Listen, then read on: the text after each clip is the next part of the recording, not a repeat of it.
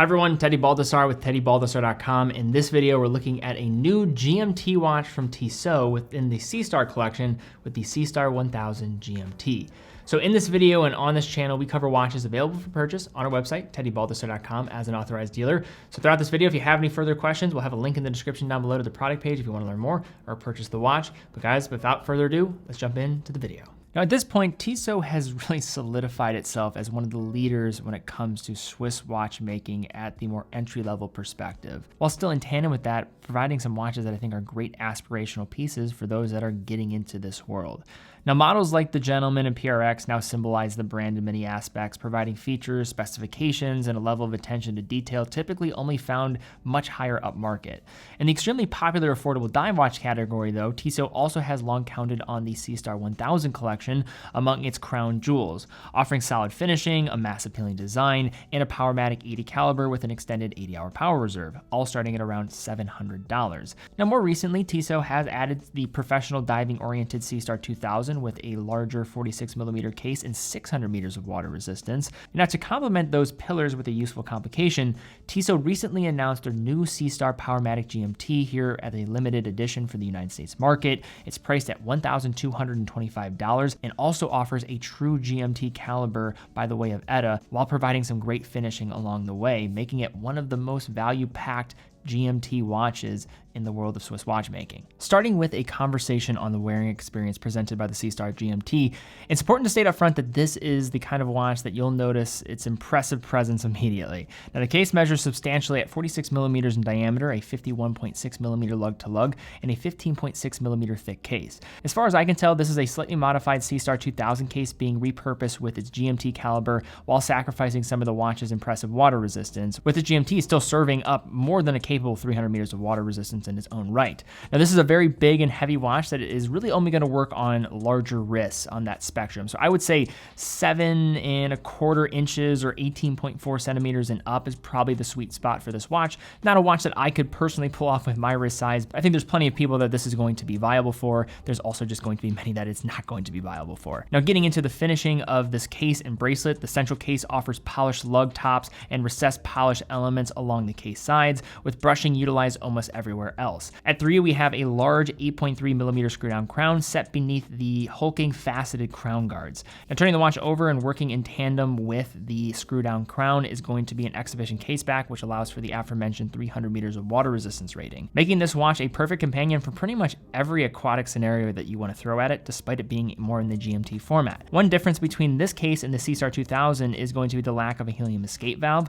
which is quite frankly an unnecessary feature in most cases to begin with, so I don't see this omission as a drawback by any means. Set between 22mm lugs, the Seastar GMT leans into an oyster-style bracelet with brushed outer links and polished inner links, while tapering to 20mm and terminating with a nice clasp. I think the fit and finish of this watch across the board is exceptional. One area that does lag behind just slightly is going to be with this bracelet. It's certainly not bad, but some of the other parts of this watch are exceptional. The bracelet does feature pin-adjusted links, and the clasp also feels a little bit cheaper than the rest of the watch, with a stamped exterior, a folding diver's extension, and 3 points of micro adjustment for fine-tuning the fit. Again, taking up view of the watch's anterior surface, we have a bidirectional bezel that operates with 120 clicks by a sloping coin edge, while being topped off with a ceramic insert executed in a bi-color format. Specifically here, we have it coming in green and black, and the bezel offers engraved indices that are surprisingly loomed, shining with decent incandescence for a Swiss watch in this price range. Just within, a very slightly domed sapphire crystal keeps watch over an intriguing new dial for this model family. Now when the Seastar 2000 was released, the watch took the basic geometric format from the 1000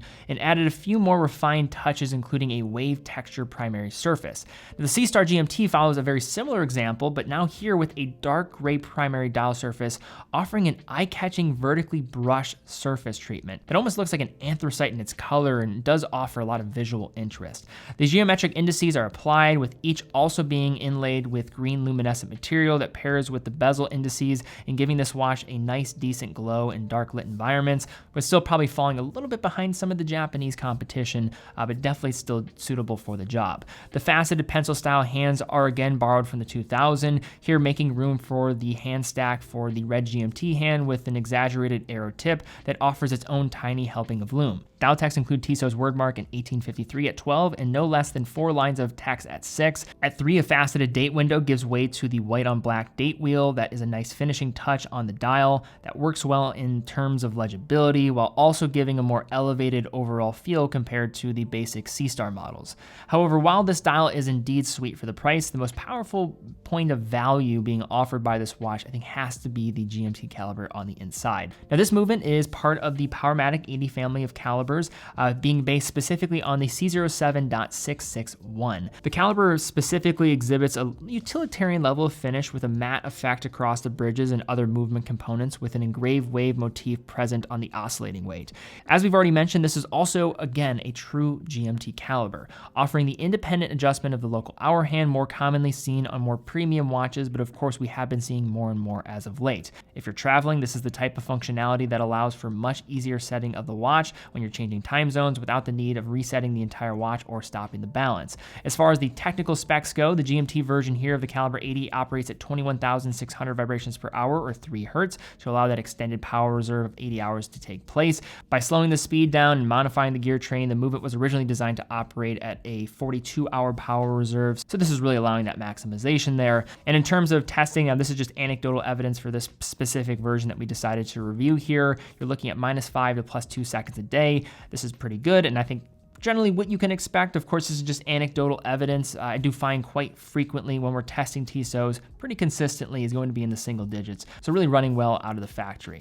So now for some closing thoughts looking at this Tissot Seastar GMT. A few of the pros, cons, let's go first with some of the drawbacks of this piece. One is going to be the size, not to say that this is not going to be viable for many people out there. There's just also going to be many that are not going to be able to pull this one off given the limitations that come with sizing a watch to this degree. In addition, as a result of the fit and finish of this piece across the board being exceptional, the bracelet does feel slightly behind some of the other elements of the case, but still more than adequate for a watch in this price tier. And then finally shifting over to really what makes this watch compelling. Now, number one, this is a limited edition model. So once it's gone really in this configuration. So that is one thing to just kind of consider here. Something that you don't typically see from Tissot that often. Also, true GMT functionality at a watch that is just over $1,000 in price is class leading for any Swiss-made watch. So that is truly, I think, what's allowing this one to separate from the competition. Case is especially well done. Dial also is visually interesting. Lume is pretty solid. And then also the water resistance more than you would ever need for a GMT watch. So all in all, just another great release from Tissot if you do have a larger wrist and are looking to get some great true GMT functionality in the process. All right, guys, well, thank you again so much for watching. If you enjoyed the video, please give it a thumbs up, subscribe, hit the bell icon. It's a great help and I do appreciate it. Also, if you're in the market for the watch featured here, it is available on TeddyBaldassarre.com. TeddyBaldassarre.com is an authorized dealer of all the brands that we carry, over 30, quick and fast fulfillment, dedicated customer support, and a full factory warranty for all the products that we offer. Also, how we're able to produce this content on the main channel especially. We don't charge the brands for content. How we're able to fund it is through selling watches on our site. So if you are in the market for a watch, we'd love to have your business. We know you can buy a watch anywhere, but again, we truly would love to have it. But guys, thank you again so much for watching. Be well, and I will see you all very soon.